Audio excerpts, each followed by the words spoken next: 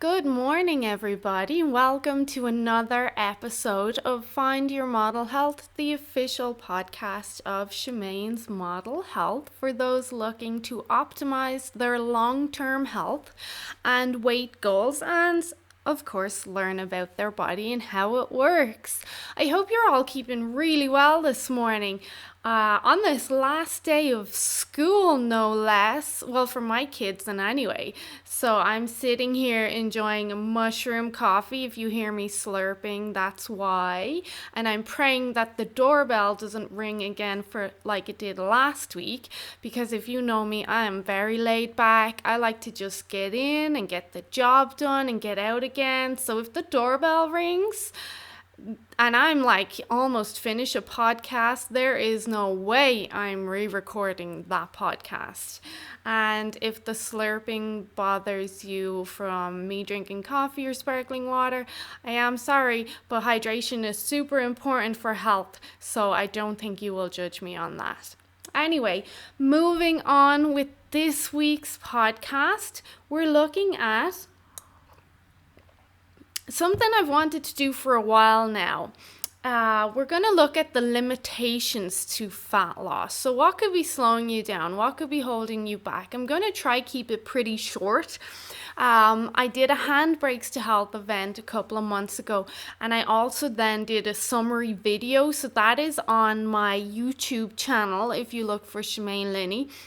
And I also have that video in my Facebook biohacking group, so you can find it there. So it'll be a little bit more in depth on some of the topics that I'm going to look at today, but I want to give you an idea of what could be standing in your way and slowing you down. There's so much content out there.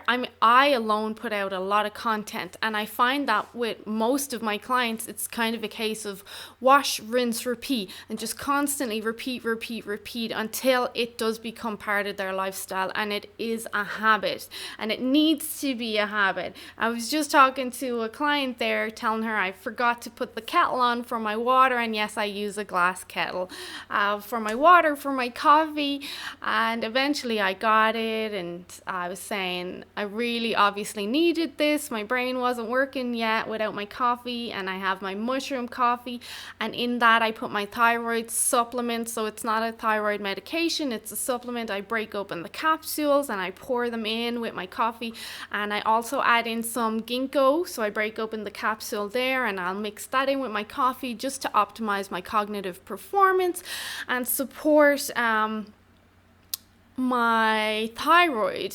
But by breaking the capsules, I'm not activating my digestive system as much because my stomach doesn't have to break down the capsules, and it keeps me somewhat in my fasted state, which I'm in today because I'm going for a longer fast. Anyway, I digress. So we'll move on. So a couple of the limitations I see, and I have a list here in front of me because I tend to ramble sometimes, of what I see getting in the way of people. Now, the majority of my clients, like pretty much most of my clients, get this first concept, and that is the concept of insulin and hormones. Now, we know that insulin, it is important. We all need insulin. It helps us grow. It helps us build muscle. It helps us be strong. But in context, we need our insulin to work in our favor and not constantly work against us. Now, if we have insulin resistance, which a lot of people have, most people that I talk to have some sort of insulin resistance. And they associate, when you say it to someone, oh, you have a form of insulin resistance, immediately they're like, well, I'm not obese or I'm not diabetic. And that is just what people associate insulin resistance with, in that you have to be obese or diabetic to be insulin resistant, and that couldn't be further from the truth. We all know that girl or our husband or someone that just can eat everything around them and not blink an eye. They don't put on any weight whatsoever, while the rest of us we just look at chocolate and cake and we can already feel it growing on our ass and on our thighs. So those people, that's a level of insulin resistance. There's people that I see go to the gym nonstop, and I've seen them there for years, and I don't see much change, and they're beating themselves up in the gym all the time, and I'm like, geez, I feel bad for them. And many would say, well, why don't you give them advice? Well, believe me, I've tried, and some people are very appreciative, but some people do not like that, and they're quite rude, so I tend to kind of keep my distance until someone maybe asks me. But these people, they're beating themselves up, hours running on the treadmill and the bike and the cross trainer. They're sweating, they look miserable, and a year later, I'm not seeing an improvement in their physical appearance. I don't see any muscle gain. They look just as miserable. That is an insulin resistance example as well. So there's all these different levels of insulin resistance. And the more insulin, and this is for everyone, the more insulin that you have going throughout your body on a daily basis, the more problems you are going to have with health and fat loss. So those people that have weight that you can visually see, they have fat to lose, they need to be limiting the amount of insulin that is being secreted throughout their body on a 24-hour clock. Those people that eat a lot of food, but they're slim and you see them constantly eating sugar, but you can't see that body fat, those are the people that need to be very, very conscious of health. Because if you don't see that your body is putting that fat, so insulin carries glucose into the liver, gets converted into fat, and then that fat gets put on our butt or our thighs or the back of our arms or wherever it gets put. Well, if you see these thin people and they just eat junk food all day, every day, you know they are getting a constant secretion of insulin from the pancreas. You know that because that is how the body works. That is biology, that is chemistry. That is happening. Now, if their body is not putting those extra sugars, which get converted into triglycerides, into, let's say, a pocket somewhere, so their butt or their thighs, then those triglycerides are floating around the bloodstream. So those slimmer people need to be very conscious of their health, because that fat floating around their bloodstream is going to start building up on the plaques and the liver and causing all sorts of problems, lesions along the gut lining, whole lot of problems. They need to be aware more so of health. So again, all these different levels. Insulin is something you need to be really conscious of. And I teach my clients how to manage, how to improve insulin resistance and increase their insulin sensitivity, improve everything that goes along with that. So their leptin hormones, their lipase enzymes, how we can train their body in switching fuels and all of that sort of stuff. But there's one thing, you need to be super conscious that the more insulin you have going around your body, you're asking for trouble. So you want to control that. Now, other hormones we look at, obviously thyroid is going to be one. Thyroid, I don't want to get too much into thyroid. I have more coming out on thyroid over the next few months, and I've done podcasts on this. But your thyroid helps control your metabolism. If your thyroid slows down, your metabolism is going to slow down. If your metabolism slows down, then your body's kind of going into a stress starvation mode. I'm just going to survive here. Let's not burn these pockets of fat, and let's just work off whatever food is coming in and try and save as much as we can. So the thyroid is super important, and that comes into what we're going to look at, nutrients, in a few minutes. So make sure your thyroid hormone is on par. And if you're not on medications, there is supplements and foods and activities that you can do that will support your thyroid. I have a thyroid guide coming out in the next few weeks that goes through all the natural steps. Now, don't get me wrong, pharmaceutical aids for the thyroid have their place, but there is a lot of natural steps that you can do, and I've practiced with my clients, and I've seen my clients' thyroid improve. I've seen my own improve. I've seen people come off thyroid medication, so it can be done. But the next ones I want to talk about, estrogen and testosterone. So estrogen Estrogen and insulin go very much hand in hand. If you have excess estrogen, you are going to have insulin issues. If you have estrogen dominance, so excess estrogen in the body, which a lot of people have who are obese or overweight, and I say that to remind people that fat cells are not just storage houses for fat. Fat cells, they are organs in themselves. They are endocrine organs. They produce estrogen. And it's the bad estrogen. It's not the good one that we need for good health. It's the bad estrogen. And they also produce inflammatory cytokines and inhibit the immune system and all this sort of stuff. So when we look at someone who's overweight, we know, okay, well, they have an insulin resistance problem there. They also have a problem with estrogen. All of this goes hand in hand. So you want to be aware of modulating your estrogen and making sure that your body can detoxify estrogen itself. I have 2 podcasts on estrogen. Go back, listen to them. Go into my biohacking group. I have so many posts on what foods and supplements and protocols and steps you can use to make sure that your body is detoxing estrogen. So you want to get it out of your body. Another word I just want to look at or draw a bit of attention to really quick is detoxing. Your body detoxes every day. Every time you exhale, you sweat, you cry, you pee, you poop, you have a period, you are detoxing. Detoxing is a process of eliminating toxins out of your body. We do it on a daily basis. So you constantly want to be supporting your body on a daily basis and making sure it's getting estrogen and other toxins out. Make sure you're peeing enough. Make sure you're pooing enough. Make sure that you're sweating, so you're doing some exercise. All this are processes of detoxification.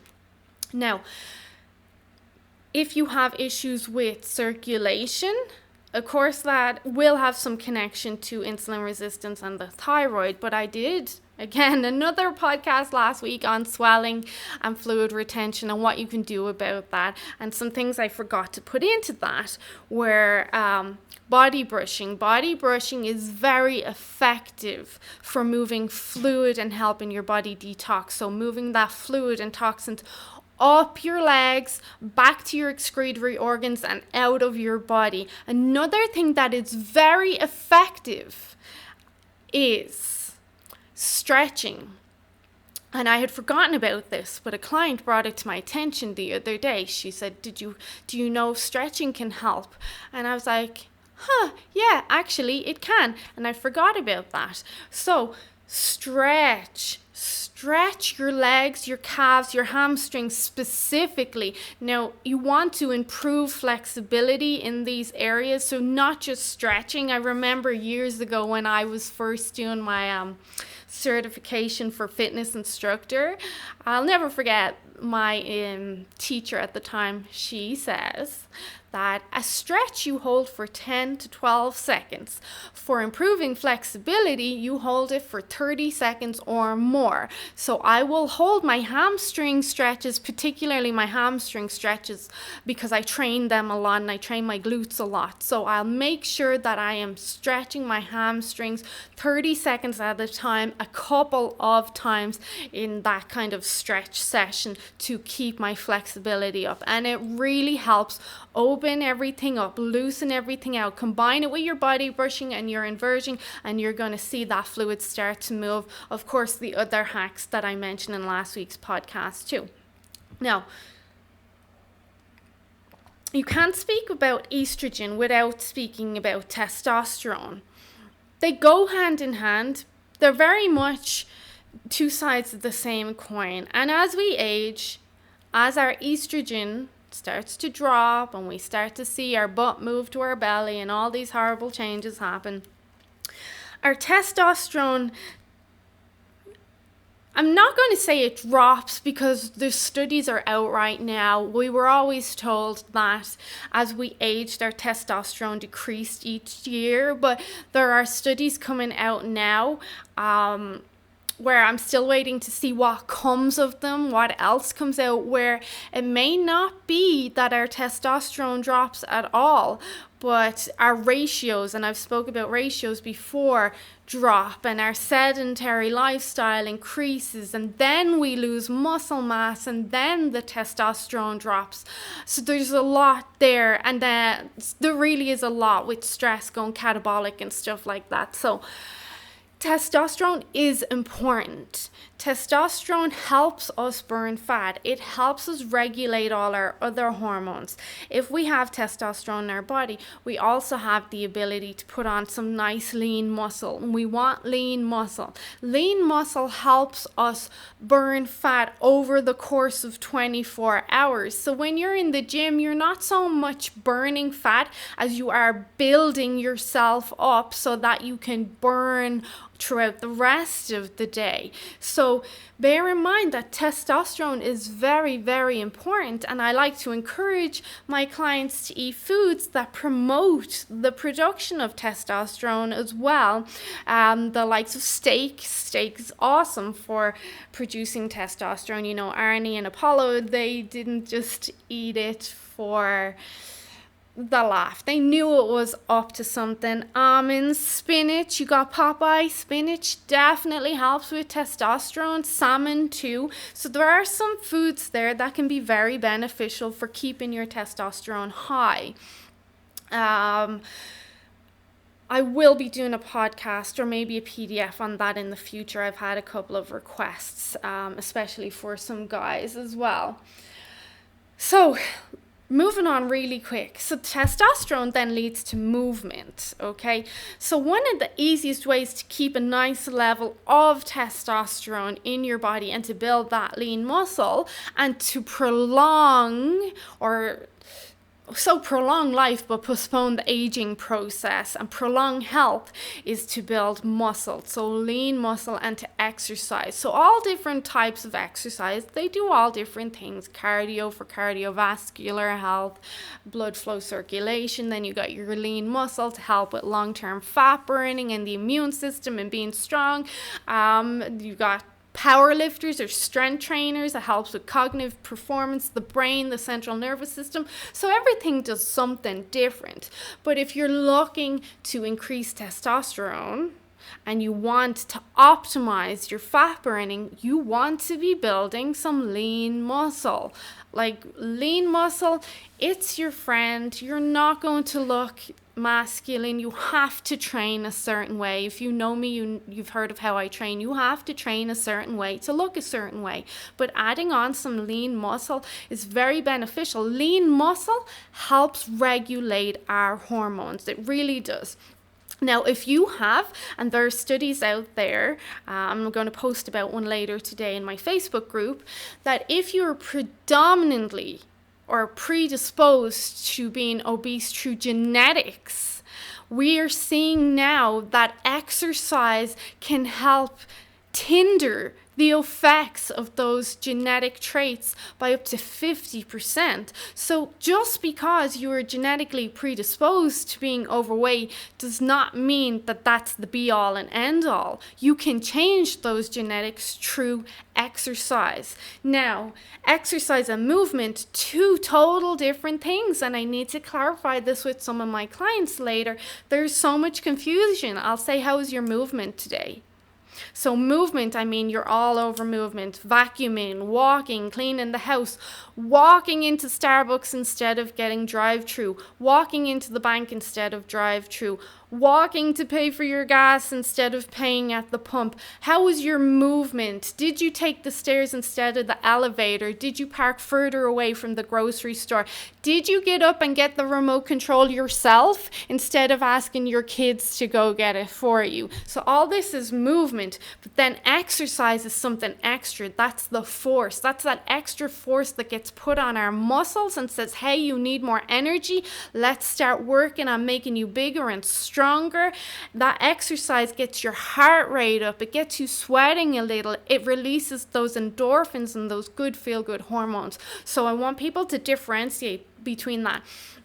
I have a client and she walks her dog 60 minutes every morning outdoors, which is incredible, which is so awesome. But unfortunately, yesterday I had to tell her, if you do that every day and you've been doing that every day for months or years, that now is just movement for you, not so much exercise, because your body will have adapted to that. So I really hope that makes sense to people.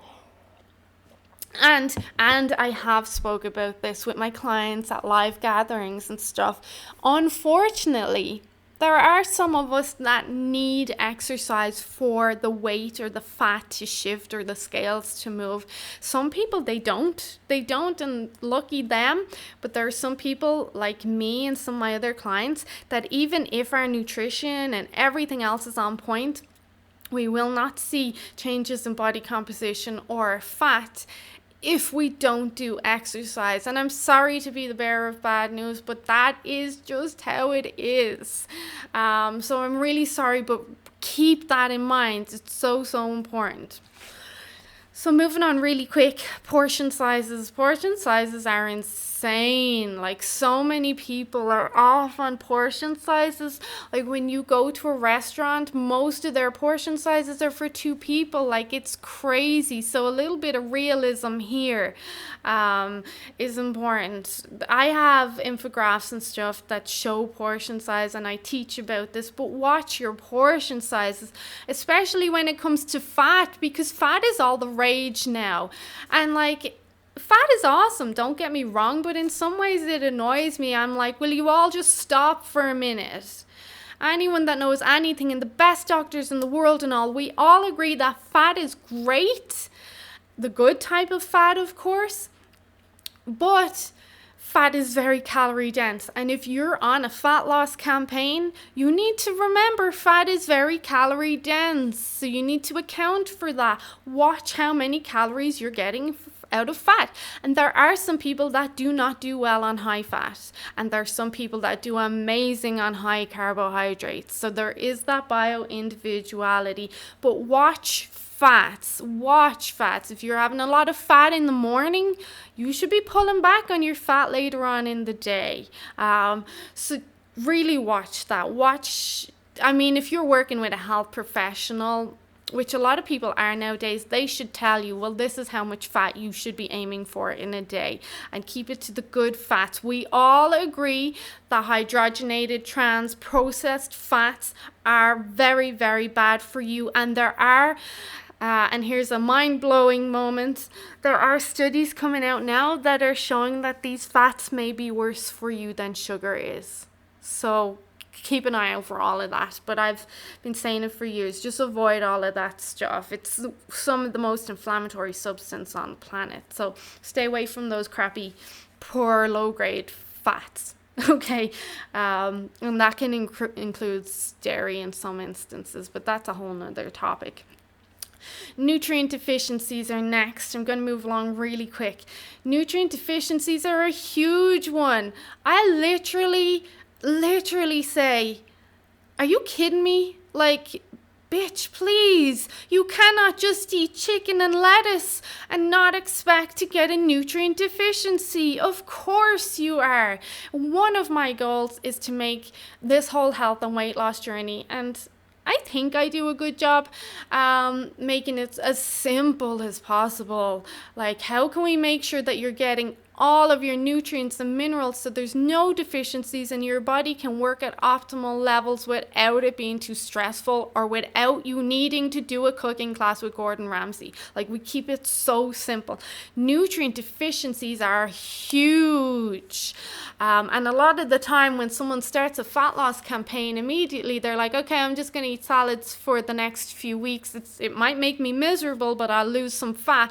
Yeah, you will. You will lose some fat for the first week or two, but then what? By week 3, you're not going to feel very good. No. Your muscles are going to start to hurt. You might see your hair start to fall out, your sleep, you're going to be fatigued, you're going to be lethargic, you might be very cranky, you'll get crazy cravings, and then of course you fall off track, you binge eat, you feel worse. No. You have to stay on top of nutrients, especially the essential ones, and especially those ones ones that are essential for the thyroid and the metabolism and cognitive performance. I threw cognitive performance in there because I'm a big believer that if your brain is working very, very well and working right, then you will then be more equipped to stay in control and make good choices for food and movement and everything else throughout the day. You're looking at essentials, okay? So you're very good bioavailable omega-3s. And yeah, you do need all the other omegas, but omega-3 is super important because a lot of people miss them. They do. Not as many people as you think eat fish. They don't. Potassium, so important. A good sodium, so really good salt, so important. Magnesium, so important for the thyroid. Zinc, selenium, so important for the thyroid. Female hormones, they need zinc and selenium. Like, all of this stuff is so important. Proteins, good quality water, all of this stuff. So watch for those nutrient deficiencies, especially those of you who have taken on fasting and think that they can fast for 16 hours and then eat whatever they want within an 8-hour window. It doesn't work like that. You can't do that. You are going to make yourself sick. I am sorry. Okay, next, sleep. And this podcast is going on longer than I would have liked. Sleep, very important. Sleep podcast post coming out today. Sleep, poor sleep drives up inflammation. It silences the body's ability to hear leptin, which is your satiety hormone. So basically says, shh, shh, nobody wants to hear you. It increases signals from your ghrelin hormone. So that's your hunger cravings hormone. It increases insulin sensitivity, some studies say by up to 90%, making you so close to becoming diabetic after one night of poor sleep. Of course, poor sleep then is going to affect your thyroid and slow down your metabolism. It's going to increase cravings. You're just going to feel like rubbish. It's going to throw off. So your circadian rhythm, which is associated with sleep, is also associated with your eating cycle, so your food cycle. Sleep is very important there. We all know, come on, we all know, if you have a poor night's sleep, chances are you're going to eat crap the next day because your brain is like, hey, we didn't have good sleep last night, so we need energy. I need energy to keep you functioning. And I know that you have cookies and chips in that press in the kitchen. And before you even know it, you're already in the kitchen and you're eating those chips and cookies. You didn't even have a minute to comprehend what was happening because your brain was like, I need energy. Go get me the quickest source of energy that you can, which is sugar. It's faster absorbed and faster utilized in the body. And you didn't even have a chance to try practice any willpower or skill power or anything like that because your brain is in charge and you just lost that battle. So you want to keep stacking conditions in your favor. Make sure that you're working on good sleep habits, getting good quality sleep. The next is stress. We all know what stress does at this stage. I speak about stress so much. I feel stress, and the next part, mindset, I feel that the words are repeated so much lately that people are sick of hearing them. And I find that I'm saying, I'm really sorry to bring this up, but stress. And it's just it's everywhere. Everyone's talking about stress, and I feel like we're just sick of hearing it. But the reality is, stress is a huge player in fat loss and your health. And I very much teach my clients because I don't want them thinking stress is just an invisible emotion. It does nothing. I teach my clients the biochemical reactions that happen in the body when you are stressed. And I did a podcast on this like a year ago. Go back and look for it. And we look at the whole chemical process that happens in your body. What hormones get released? Where do you go catabolic? What happens to you? What happens to your immune system? So you need to know that stress is a hormone, and it does cause a ripple effect in the body, and not a good one, unless it's acute stress that maybe you caused in the gym. That's a different story. But we're looking at bad stress, particularly chronic stress. It drives up inflammation, increases insulin resistance, drains your adrenals and your thyroid of their resources. So that's important. It drains you. It drains you of, if you think of your cup as full with everything you need to be optimal, it drains and empties that cup. Stress, of course, interferes with cravings. Stress, of course, interferes with your mood and your sleep and your priorities and your motivation and all of that. So there's a whole lot goes on with stress, and I get it. We live in a very stressful environment, but you really need to be conscious of it and stack conditions in your favor. If that just means turning off your phone or logging off an hour or 30 minutes before bed each night so you can read a book and have a hot bath, or just talk to your husband or do whatever, make it happen. Make it happen. Like, the only one standing in your way of self-care is you, okay? So you can prioritize it. If something is really important to you, you will prioritize it. And that brings us to the last part, which is mindset. And then I'm going to leave it at this. Mindset is such a huge problem. And I think society has a lot to answer for in this. Of course, I'm just speaking from my own point of view and my own opinion, but I do think society has made us think that we can hustle and we can have this and that and we can be whatever we want to be. Now, don't get me wrong, you can, but society's led us to believe that you can have abundance of everything, all these food ads on the TV, all these people living the dream and this, but where is the realism here? Where is the realism? Come on, people, you got to be realistic. Look, we have all had stuff happened in the past. All of us, we all have different stories. Not one of us is exempt from stress or bad news or losing a loved one or a breakup or whatever. We've all had it. But that past does not dictate your present. You cannot keep saying that because of this, I can't get my health or my weight where I want it to be. That is mindset. If it is a priority to you, it is a number one priority. And I'm not being hard. I know they're all different cases and scenarios for each person, and we all have different stuff going on. But really, I've seen people and they've been to hell and back. And I've seen what they can do when they really put their mind to it. And if it is a priority, you will do whatever it takes to make sure that you get your walk in, to make sure that your food is on point, because there's no going back. I always say to people, I hope you reach that point where there's no going back. When I was overweight, I was miserable. I was so sad. I was crying. I hated myself. I was just miserable. And once I started losing the weight, I was like, there is no going back. I had reached that point and I was like, I will do whatever it takes. There is no going back for me. And now there definitely isn't. Unfortunately, I have bad genetics in the fat category, but I've also got great genetics and I can build muscle really easy. But it's a lifestyle. I'll never be able to just stop. Like, this is a life. There is no going back for me. I never want to feel that way again. I never want to not be able to put on clothes again. Like, there's none.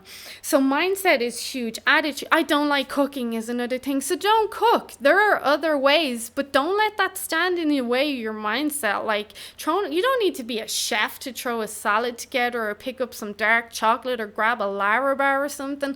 Like, there's always something. Even in my HETA guide, we have a Red Seal chef that works with us and she bakes approved recipes for people. You just got to pick them up. Like, there's always a way. I have lists. I tell people, if you're eating out, this is what, there is always a way. That is mindset. It really is mindset. You know what? If you know that so I'll use the client as an example. I know she has insulin resistance and I know what's going on in her family.